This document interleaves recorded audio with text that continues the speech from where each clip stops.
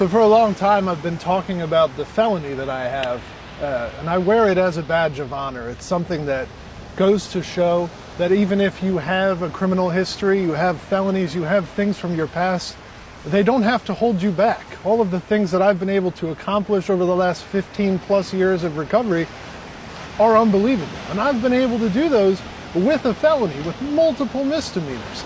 So I've often loved having that felony, but I don't often think of it on the level of what I did in 2006. In 2006, I walked into another person's home, a home I didn't own, and I grabbed a hypodermic needle and I walked out.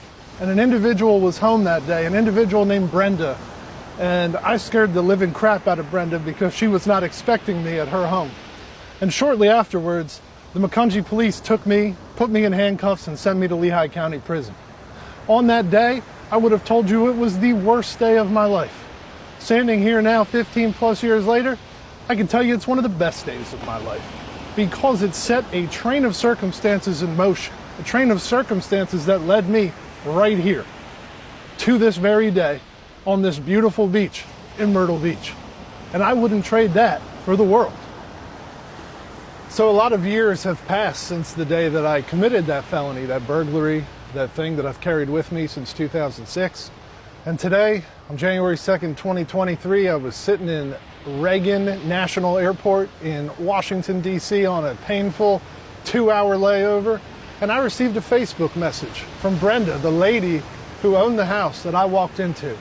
It said, "Oh my God, Christopher, I was blown away when Liz, who is her daughter, who I went to high school with, told me what you have accomplished since your recovery began years ago. I browsed your page and I watched all the videos. I must say that I am humbled by your story and I am thrilled that you accepted my friend request.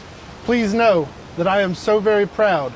The word doesn't quite convey my feelings to call you a friend. My very best to you and all those whose lives you have touched. You have certainly touched mine." That's got to be one of the most powerful messages I've ever received. Because that's a woman that I hurt. That is a woman that I terrified in 2006. And now all these years later, she saw a video that we made and put on TikTok and reached out to me and forgave me. And that is one of the most powerful things about recovery is you can restore relationships.